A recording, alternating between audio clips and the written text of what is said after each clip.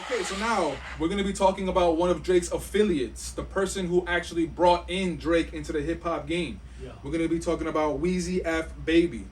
Oh yeah. And Mike, so when I was texting with you about different topics for the podcast, I think initially we were talking about that new Benny the Butcher and Lil Wayne song, Yeah. Big Bro, and then you started talking to me and you were like, "Yo, we should probably talk about Wayne's feature run." Yeah. So just talk to me wherever you want to go. I'll follow your lead. Talk to me about Wayne's run and however you want to talk about him. Well, I think we've touched on this on other podcasts too, where it's like, you can't deny the overall run that Wayne had from, let's say, '06 to 2011, and from when Drake took the torch. And that's albums, that's commercial relevance, everything. Wayne was on top of the game. I think, you could argue that it really peaked somewhere between 2008, 2010. But after that point, when, the new class of rappers are coming in, Wayne's albums aren't necessarily hitting the same. What he chose to do within this time period is go back to what he does best, and that's just to fucking rap. So, we were just talking about Cole and what he's been doing on a feature run for probably, let's say, for 4 years. Cole, yeah, I was gonna say right? 4 or 5, like yeah. 4 years, right? Yeah. Like he really put his foot in fucking everything. Wayne's been doing that for what was it? No. I was gonna wait to see how long with the number you're gonna throw for Yeah. how long Wayne's been doing it. Wayne's been doing that. It's over 10 years at this point. It's been feature runs. a fucking minute. And it's like everything ranging from a feature on a Drake record or a feature on a Currency record, a fucking Benny record, but wherever you see him and he's giving that pocket of 16 to 40 bars to just rap, just stand clear. And that's where he's been at. When you see Wayne on a record talk about that spirit of competition, the guy who still cares about rapping, this guy, he doesn't, he's been in this game since 1997. Since he was like 12. Right? He doesn't need to give a shit about this. He's Lil Wayne. He could eat off of his fucking royalties at this point. He could eat off of his name. But he loves to rap. And that's why when I heard this, obviously it's over an Alchemist beat. It's next to one of the better rappers in today's generation. He knew he had to come with it. And he ate. Yeah, no, 100%. It's kind of, whenever you see an artist featuring Lil Wayne, it's kind of an expectation going into the song that like Wayne's gonna kill, but we still want to hear it. So Yeah. he still has that like gravity where it's like we know he's gonna kill it, but we still want to hear him. We want to see how in shape he is. He's still as creative as ever. You hear the scheme he rapped with on this. He kept the dog theme the entire verse through, and he fucking smoked it. And Benny did his thing too. Benny said, you're not gonna J. Cole me this time. So Benny put up a good effort, but Wayne really just showed why he's the level of Upper rapper echelon? that he is. Yeah. How do we feel about a Wayne project? Because he just came out with the. You told me about it, and then you told me about it when we did the Fix Nas. Before the Six. Yeah, we did the Nas episode reviewing King's Yeah. Disease 3. Go check it out. And then you were like, he's dropping a project soon, The Fix Before 6, and I was like, oh shit, I never heard of it. And then he dropped it later that week. But how do we feel about the Carter 6, which is presumably the next official project he's gonna drop? Like, how do we feel about a Wayne project? I'm gonna listen. I don't have an expectation really. I'm gonna listen. Right. Maybe I'll find something I like. Maybe I won't. But He still gets that respect from people. But you're gonna check it out. 100%. No, you got it. Yeah. It's at this point, and it's crazy because he's 41. He's a legacy act. He's a legend. So, you have to give it that respect where it's like, and especially the work he's been putting in on these features. I'm gonna listen to the Carter 6. I'm gonna listen because, especially, also, I mean, you could argue that it's a legendary saga or legendary series of albums. I mean, the reason why there's an argument is because, to me, I think the classics are probably the first two. The third one is a debatable. And then from there, like, 4, you had a couple of joints just like 3. 5, I don't even really remember. Well, the first. Well, it had Uproar on it, so that was a good joint. The first two are regarded as classics within the hip hop culture, but Carter 3 was when he was at his commercially. That was the peak. Yeah. That was a Millie. A Lollipop. That was our senior year, and that was the point where I was in a very rebellious stage in terms of hip hop music. So I didn't give Wayne the fair shake that I probably should have, even as someone who loved the Carter 1 and Carter 2, but because he wasn't rapping exactly like how I wanted him to rap, I was like, I don't got time for this. I don't want to hear this shit. So I kind of wrote Wayne off for some time, and I think what brought me back was that Corey Gunn feature. 6'7"? That I was like, oh, I forgot. I need to speak. I need to lower my tone when I'm speaking. Lower your tone when you're talking about Wayne. I'm dead.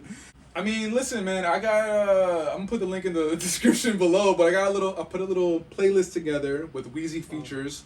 I haven't updated it. I gotta add the Benny song, but this is some of the ones that I have. My favorite that I can talk about, M's with A$AP Rocky off of his sophomore album. That shit was crazy. But look, we got Timeless with him and Big Sean. We got songs with Tyler the Creator or Westside Gunn. Is there one feature that stands out to you? And it might not be within this playlist. It could be within the playlist. Anywhere you want to go. I just want to see where your brain's at. Barry Bonds, obviously, with Ye off of Graduation. I'm not mad at any of this, but for whatever reason, I don't know, and I don't even know if the performance on the record was more eventful than some of the performances here, but when I think of Wayne's feature run, I brought this up before too. I think of a feature he had on the Currency mixtape. Oh yeah. The Carrollton Heist. I forget but it was all produced by Alchemist. The record is called Fat Albert, and he just like the way he rapped over it. And it's just hard drums, Alchemist beat, and he just smoked it. But I think that's what comes to mind initially. But like you, I also think of M's as well, because I remember hearing that, because that album was fire too. 100%. Oh, bro, that's stupid. But that feature came towards the end of the album, right? It was like middle towards second to last track. Yeah. It was like middle towards the end of the album. Most Def who also smoked, but he ate on that shit. And I think honestly, Only Live Twice also, but this record on the this feature on the Benny record is one of those ones. He really ate. You said You Only Live Twice off the CLB? Yes. Yeah, that shit was fire. That new song on Benny was fire too. But M's, I remember exactly where I was when I heard M's for the first time, and honestly, I hate to sound corny and it's a fucking cliche, but it was kind of a breath of fresh air. Cause like, I don't know, like before listening to that song, the way I would hear Wayne was in a very specific kind of way. The way I listened to him. I'm not saying the way he was sounding the same. I'm just saying the way I heard him was very specifically. But then when I heard him come on the feature on that song, I heard him differently, and I'm just like, what the fuck? Like, this is Wayne? Like, goddamn, he's in shape. Holding his own against A$AP Rocky, who at the time was one of the premier artists at the time. Yeah. And he was rapping his best on that album. Facts. And like that kind of like, from that song moving forward, it changed my view of Wayne, and it changed the way I approached Wayne whenever he was dropping a song or he was on a feature on a song. It was just that moment. That's why I have it number one on the playlist. The one thing I want to see from Wayne is a record on the Fall Off with him and Cole. Ooh. That's what I want to see. Because it's a thing. No, the Cole feature, the Weezy feature is a thing. So like, no, it's definitely a thing. So no, but I'm saying if they're smart and they have a song together on the Fall Off, you know how fucking crazy that'll be? Just make it 2 verses. That'll be a fucking moment. 24. Okay, would you want just 2 verses, one from Cole, one from Wayne, or would you want them doing a back and forth kind of thing? 2 verses. 2 verses? Why? Instead of the back and forth. The back and forth is kind of like a cheat code thing. I don't want to hear that. I want to hear you put your best foot forward in however many bars that is, and you put your best foot forward. I feel you. I want it because that's the spirit of competition. I feel like it's more collaborative. It's more we're all friends when it's back to back. Nah, you two doing this shit to people's records the way you've been doing, disrespecting people. No, you guys gotta face up. You guys are the 2 toughest kids in the high school, 2 toughest kids in the neighborhood. Now you fight. Who's the toughest? I feel you. You know what I mean? No, that was a really good way of putting it. I like that. That'll be legendary if it happens. Oh yeah. Salute Wayne, a legend in the game. Keep going, keep doing your thing, and we're gonna keep looking forward to it. So now what I want to do, since we're talking hip hop in 2023, it's only right that we talk about some projects from 2023 that stood out to us. And I'll start it off. I want to talk about the latest album from Westside Gunn, and then You Pray For Me. Now, first and foremost, Westside, please stop saying that this is your last album. I hate when rappers do that. Done with that. He's done with that. He said it for this album though. No, but he stopped. He reneged on that. Oh, did he? Yeah. Okay, cool. Yeah. Thank God. Okay, so as far as a Westside Gunn Griselda project, you kind of know what you're getting as far as the sound of it. Of course, it's gonna be boom bap, right? But what Westside Gunn does, that he does get respect for, but we should shine a little bit more of a light on, is the cohesiveness of the project and adding other people to the project. And like I just said, being cohesive, not sounding out of pocket, not sounding out of place. Now, one of the standouts of the album is the song that he has with fucking Rome Streets, number 20, the Revenge of Flip's Leg. Of course, this is a Westside Gunn album, but as of late, Rome Streets has been fucking putting his fucking foot in anything he touches. Oh yeah. I sent this to you, Yep. and I think your response was like, I don't know. You said some shit that only you would say. You was like, expect it or something. Yeah, it was... Yo, when I heard this, I was like, God, Rome Streets, bro. Because when you think of Griselda, obviously you think about Benny, Westside, and you think of Conway. Yeah. But there's so many other people that are within the Griselda camp. You got Rome Streets, you got Stove God, you got Boldy James, you got Armani Caesar, who's a fucking killer in their own right. And man, that was one of the standouts of the song. And I just want to hear some of your thoughts about the album, or Westside, whatever, wherever you want to go. So, and this could have really been a pot in of itself because it's such a dynamic album. The feedback, the fact that he knew the type of feedback he was going to get. But I'll start off here because we were just talking about the Drake and Kanye thing and how Kanye produces albums. People aren't going to see this yet, maybe in hindsight. Westside Gunn is a direct lineage and the closest thing to a Kanye West I think we have in this time in terms of catalog and how he places people. This album is decorated with people you would never think to hear on a fucking Griselda album. I mean, I like the Denzel Curry record, but you have STG? Yeah, T? STG. Yeah, something like that? he's on there are different placements on this album that you don't expect it. He's doing like trap shit on here. He's got Take Keith beats, but somehow he managed to fit it all kind of where, in my opinion, just because I can appreciate Westside Gunn and his ear for music, I think that this is one of his better albums. It's not his best, but I know a lot of the Griselda traditionalists were like, what are you doing with this? What are you with the trap beats, with all the... I like it. I like it because it furthers the Griselda brand. Right. And I saw it coming. I knew that this was...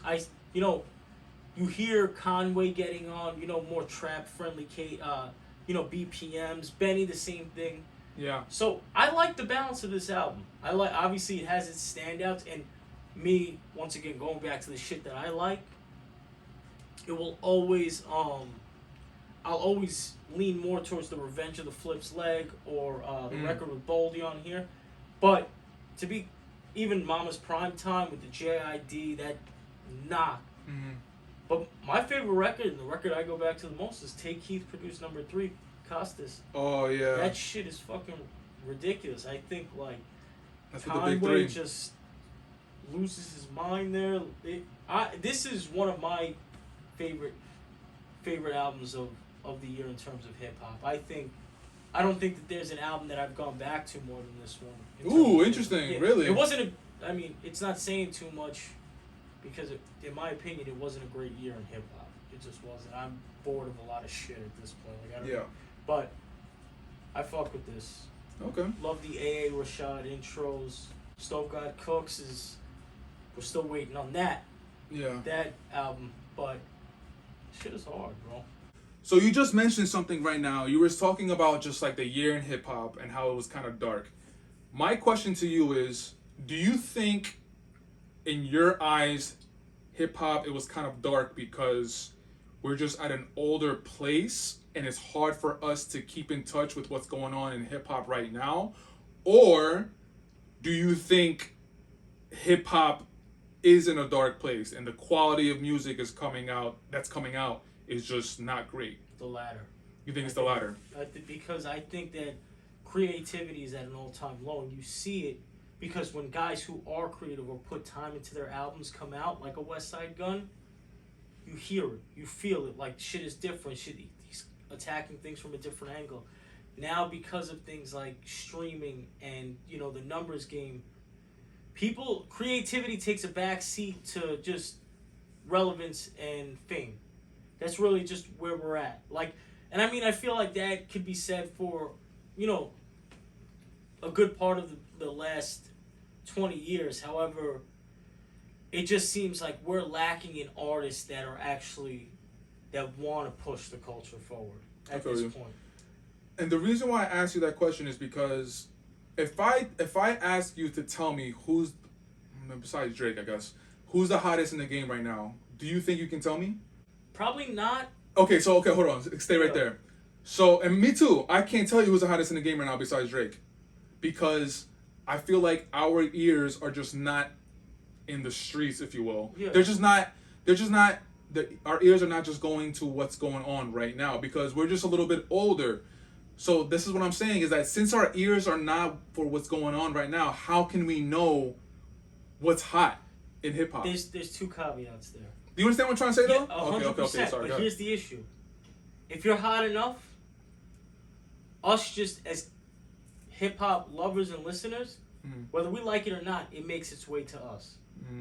It does. If you're the hottest, it makes its way to us. That's why Drake is still on top because there's no one surpassing it. There's people who buzz in the underground, they fall off just as quick as they come. But so the amount of music that comes out now, it's impossible for us to keep up with everything. And that kind of lends itself to the first point in the sense that it'll rise above if it is that crazy, if it is that hot. There's shit that may be culturally relevant to people in their, you know, high school to their early 20s, but you're not really smoking it like that if it's not making it to us. Okay, so you're saying that like it doesn't matter that our ears are not to the streets, is that if it's hot, it'll reach us. My point is that there's 40-year-olds when Drake came out that grew up on only Built for Cuban Links that knew Drake was here. Whether they hated on him or whether they didn't, they knew Drake was here. They knew Cole was here because they were making that type of noise because they were the next generation. So nobody right now is making that kind of noise? No, there's nobody. Okay. There's people, I think there's an undercurrent of whatever the hell's going on, but nobody that... We might not even see another true star in hip-hop ever again, just because of the way music is. Unless we revert back to a point where, like, it gets so oversaturated that people intentionally put out less music or whatever, I don't know. But at the rate we're going, we'll never see another Drake, another Jay, another Nas, another Ye, these guys, another Wayne, who are clearly the head of the generation. Now it's kind of all mashed into a gumbo. It's like... So you think the Drake class is like the last class of like those superstars or stars that we're gonna have? Because think about it, people thought, oh, Chance the Rapper's the next. Where's Chance the Rapper? Little Baby's next. Where's Little Baby? Like, where are these people that everyone thought that was up next? They get sucked into the abyss. They just kind of they're still around. They're still culturally relevant, but no one's rising above that point. I just think the way the game's structured now, I don't know if we're ever gonna see another guy. I don't think we're ever gonna see another Drake. But Drake is an anomaly in and of himself for 15 years to be. Yeah. But just another guy who's clearly the guy in hip hop. I get what you're saying. Why is Drake still there? 15 and nobody came. You fucking crazy, but that's just where I'm at. No, that's an interesting conversation about like where hip hop is going, and we're gonna talk about that a little bit coming up.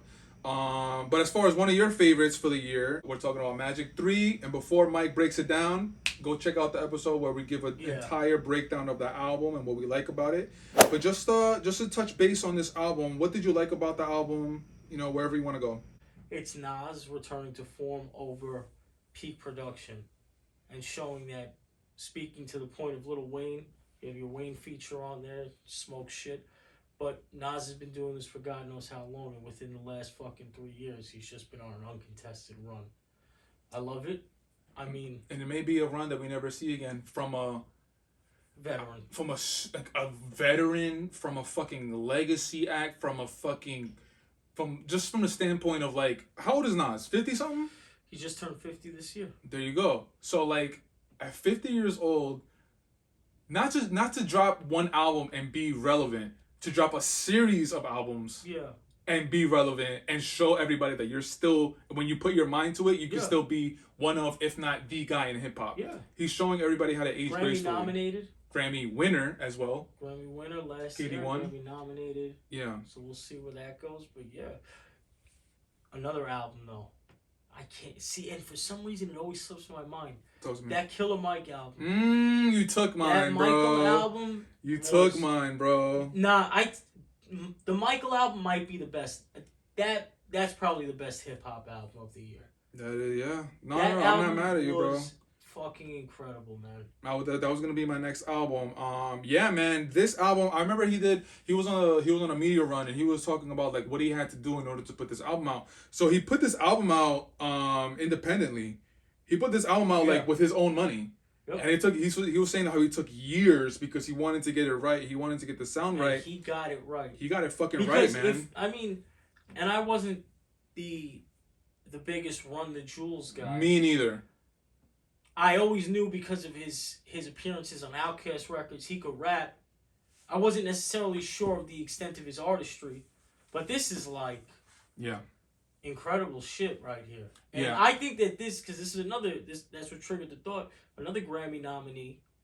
I think that this is the album that deserves that Grammy. This one got nominated? Yep. Do you know the group that got nominated? I know Nas got nominated. Nas got nominated. This album. 21 and Drake got nominated. 21 and Drake. Who do you think is gonna win, and who do you think should win? I think Killer Mike is gonna win, and he should win. So back to back for you, huh? Yeah, I think he's going to. I think that the Travis album, it's one of those things like we see a lot.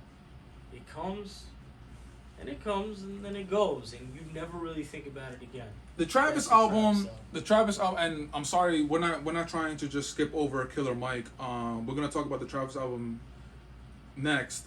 But as far as this album, this was an incredible cohesive body of work, and my favorite song of this album is Spaceship Views with Currency, Cash Stage, and 2 Chainz. We agree there. That song is fucking ridiculous.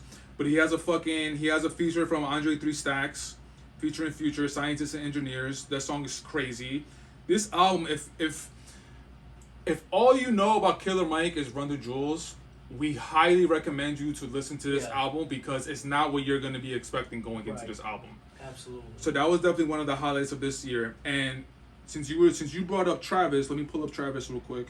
And while you do that, speaking of Andre, apparently he's dropping an album. The Flute album, right? A Flute album. I'm still checking that out. This album is interesting because, especially when Astroworld came out, that was like 2018, I want to say. It was a fucking moment. Big time. It was a fucking moment. Travis was ruling the world. It lasted. It did last. And then the Astroworld Festival happened, and he had to take a step back. Because unfortunately, some people did lose their lives. And I felt like that event affected this album because that event happened maybe in 2021. Yeah. It was a while ago. Yeah, it was post-pandemic. Post-pandemic. So let's say it was 2021. This album just came out sometime this year, and there was a big gap in between. Travis was always around, but he wasn't really putting out music. But he was still around. You could still hear him. You could still feel him. He was doing production with other songs. But this album is so interesting because leading up to this album, people were anticipating it. Travis also made announcements that he was going to do this legit world tour, doing concerts from Rome, Italy, from doing Greece and shit. Egypt. The initial one was Egypt, but it got canceled because he was going to do it in the pyramids. And then after that, he didn't do the Egypt one, but he did one in Rome, Italy. That shit was crazy. But just the lasting impact of the album, it just wasn't there. And it's interesting because when I'm talking about this album with my friends, it's just like, it's kind of like what you just said. It just kind of came and went. And it was like, it's not that Travis doesn't have that gravity anymore, because he still has that, but there's something that just didn't click with this album, and I can't put my finger on it. It was a good album, like it had an impact when it came out, because it's good music, but it's nothing that broke any ground. And that's where you get the albums that you kind of talk about for longer than... And we're living in a time where it's the shortest expiration date in the history of music. Something comes out, you forget it came out within the next week if it's not something of note. The next day, That's bro. really where we're at. Talking about the attention span. To your attention span, just overall, once again, the volume of music that's coming out. Shit is crazy, bro. So, even if you're one of the biggest artists in the game, if you come out with an album... Which he is. Which he... Absolutely. Yeah. If you come out with an album that is just kind of cool... Okay, we bumped, like, you get your records here and there. It kind of dies out just that quick. I think that there's nothing that, like... If it's not better than Astroworld, it's just going to die like everything else that comes out. What do you think is Travis's best album? Mine is Astroworld. I'd probably say Astroworld. But the one that came... Before that was... Birds in the Trap. That album was fucking... He has a good catalog. He has an amazing catalog. He has... What was the first... Rodeo, and then you go... He has a really good catalog of... This is why he is who he is today. But I would have to say, I think, like...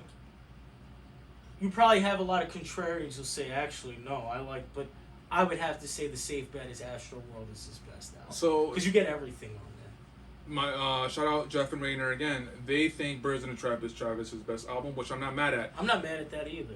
But my reason as to why Astroworld was his best album, because that's the moment where he went commercial, but he was still able to maintain his sound. It's not like he completely sold out, but even going commercial and maintaining his own sound, he was able to cultivate this fucking moment. That's where the Astroworld Festival began. Right.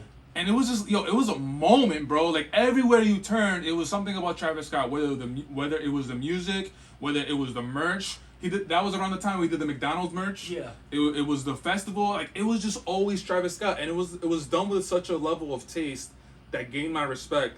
But again, that unfortunate tragedy happened, and he had to take a break, which hurt him. And I think it's what happened to this album. I think that gap kind of hurt him. But I also wanted to come back to, this album had a moment. It did. Meltdown. I'm talking about specifically. Oh yeah, Meltdown. Meltdown with Drake. That shit was your boy Pharrell and Pusha. Yeah, going at Pharrell and Pusha, and that was. He's just Pharrell. I mean, he's associated with Pusha. Leave that alone. Separate the two. Compartmentalize. That's a fact. Compartmentalize. Yeah, I mean, I think the moment from this album is Meltdown. Yeah. Yeah. Absolutely. The moment of this album, like that kind of even hit the casual listener, is definitely Meltdown. Fiend had a run too. Fiend had a run. You kind of saw that everywhere. I mean, man, when you look at the track list, it's like it's a good album.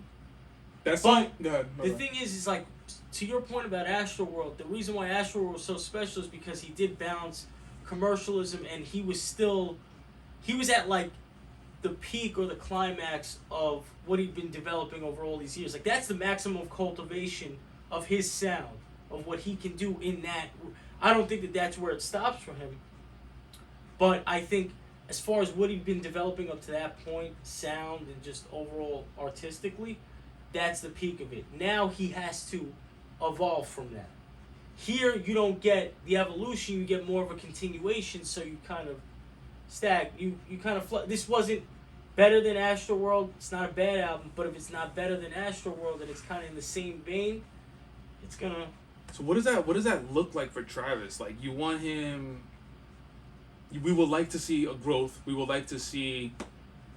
Like, what does that even look like for him? It's tough to say. You know, it's tough to say because the kind of music he came out with, which is still his sound, was so different and was such like a left turn from what was going on at the time. Yeah. That it's like, okay, now you're gonna make another left turn from already what you were doing. You already took such a drastic turn. Now you're gonna make another one. But you know, you see, the thing is, it's hard to call with guys who are insanely creative, which I do give Travis the credit. I'm with you there. Yeah. I'm with you but there. look at, and we can never escape the reference, but it's true. Look at a guy like Kanye West. He could have rolled those soul samples into the fucking ground. What did he choose to do? Then he goes 808 and Heartbreak. Then he goes Yeezus. He keeps elevating. So someone like him, that's what he's got to do. He's got to really get in this experimental bag. I think you see pieces of what potentially could be experimental, but it's not all the way there yet. It's not all the way developed. But dudes who are that insanely creative and you have that level of artistry, you have no choice but to make polarizing moves like the Kanye does. If you want to exceed out of just like the hip hop bracket, which I think Travis Scott is bigger than just a hip hop artist. I think he's could potentially be a cultural icon if he's not already there. Yeah, I agree with you on there. But you gotta keep kind of building off and experimenting. He reached the peak the same way Ye knew he reached the peak of what he was doing with My Beautiful Dark Twisted Fantasy. And he knew at that point, I've got to pivot off and do something completely different. That's where we get Yeezus. Yeah. That's where you get the Yeezus. So, and that has to happen, or else you're gonna you're gonna be notable because you're that talented. People are gonna talk about it, but you gotta kind of keep evolving at that point. Another album that I want to get to, we talked about him a little earlier. This artist. He's known for being a hip-hop artist, but the album that he came out with at the beginning of this year is not a hip-hop album, but I definitely still want to shout it out. It's Lil Yachty. It's called Let's Start Here. Okay, so for anybody listening to this podcast, first and foremost, thank you very much. But if you haven't heard this album, don't go into this album expecting a hip-hop album. This is actually Lil Yachty going completely left field and going into his rock/experimental bag. And I have so much respect for him for doing this. And he dropped it on January 27th, which is literally the beginning of this year. And I feel like when people are going to be coming out with their lists of best projects of 2023, whether if it's hip hop, R&B, or just projects in general, it should be on there. But I feel like since he came out literally in the first month, I feel like people might glance over it. So I just want to make sure that I highlight it because I love when artists, they just like, yo, fuck it. I'm known for this, but I actually like this, and I want my fans to know that about me. And it's like they're risk takers, and they're like, fuck it, yo, I just want to do it. I want to do what I like, and I like what he did. It's what Travis Scott has to do. No, yeah, that's literally what you're saying, yeah. And Yachty's an interesting figure in hip hop, man, because he's one of those people that came out after the class of the Drake, Cole, He's the SoundCloud. He's that same 21 Savage, that same. He's in the SoundCloud era. He's in the SoundCloud era of those rappers. But Yachty is interesting because Yachty, you can tell that he takes this shit very serious. Like, to come out with a project like this, he knows the talk that he's getting about him. He knows the narrative about him, that he's like, there was a narrative about him that he's not really a good rapper, that he can't put out good projects. And he put out multiple projects. He did the Michigan album where he stuck to one type of hip hop sound. He immersed himself into that world, and he tried to deliver a project showing his rapping capabilities. And with this album, he just wants to show his artistic growth, and he just wants to show that he's not just like a one-trick pony. Yeah. And I just love when people do that, man. Yeah. And when they do it well, it's really groundbreaking. Yeah, this album was in heavy rotation for the first few months of 2023. So that's definitely one album that I want to shout out Yachty. Yeah, and I have to go back to the statement because you asked me if I fucked with this music and you reminded me of this album because I had forgotten about this album. But this was a very good project. I respected his level of artistry, and I do, see that he is trying to prove because he cares. Now I could rap. You see on the Secret Recipe, unfortunately, he went toe to toe with someone who. He didn't do bad though. No, he didn't do bad. He was just next to someone who you probably. Certified killer. Yeah. Yeah. And another project that dropped in 2023 that we're both fans of, an affiliate of Griselda Records. Yep. We're talking about Conway the Machine, of course. Won't He Do It? Mike, you were telling me that this is one of your favorites off the of the year. So if you want to just talk about it. So I think you get someone, Conway. I think that he is one of the guys on Griselda who kind of has gone out on the ledge and has experimented with different sounds, obviously Benny is Benny, Westside Gunn is the artist, but with Conway, you see him kind of this album is a good balance of all of his kind of styles, where you have the prototypical towards the bottom of the album. You have his prototypical Griselda shit, Brick Fair, Kill Judas, Fire, the Brooklyn Chop House, no drums on it. Fab lost his fucking noodle there. Fab, we need more we need more verses like that, boy. It's funny you said that because he fucking went crazy. My favorite record on here, though, is the Kanye record. I just like the element of gospel there. He only puts one verse on it, and he kind of just, it's just I thoroughly enjoyed this album, and I like how the last track has someone that we don't think he would fucking. That's what I mean, and he's he did that even with the the JID record, even though JID's a spitter and we know that. You don't expect to see Conway and JID, but he did that on the last. I think it was the last album. Unfortunately, with hip hop, I look for a couple of artists. Like I said, there's very few artists that I look forward to hearing from because I'm in the same boat as you. Like, I look for particular artists. I don't. If it comes across my radar, like a brand new artist, a new sound, if it comes across my radar and I like it, I'll try to keep up with it. Right. But I'm not actively trying to do that. I just try and keep up with the artists that I like, that I've been listening to for a while. That's where we're at. That's where we're at. Yeah. But if someone who I know where their ear's at sends me something, I'll listen. Like, if you find some shit and you send it to me, I'm gonna listen. Because alright, this is a referral. Like this, I know D's fucking ear for music. I'm gonna check this out. But to your point, if I don't have that, I'm probably not gonna go out of my way for it. So, alright. Hopefully, 2024 is a better year for hip hop. We'll see. Thank you for tuning in to this episode. Before we sign off, we want to remind you to hit the links in the description for social media, for the Shia LaBeouf shirts, for Reddit, everything you want to find. The link will be in the description. Mike, my guy, I want to thank you so much, bro, for coming through. Always. First time in a while being in person. Sir. Thank you for hanging in for a 2-hour episode. I think this might be the longest episode we've done so far. I don't know. Some of those early episodes were kind of like the Kanye was kind of up there. You think so? Oh, yeah. Maybe. I don't remember how long it was. Are you going to plug your OnlyFans? My OnlyFans? No, I don't have an OnlyFans. Maybe that might be that's going to be on the docket. But Mike, again, I want to say thank you for giving me your time and energy. And this is not going to be the last time we see you or hear of you. And we'll check you guys out in the next episode of TimeFlies Podcast. Peace.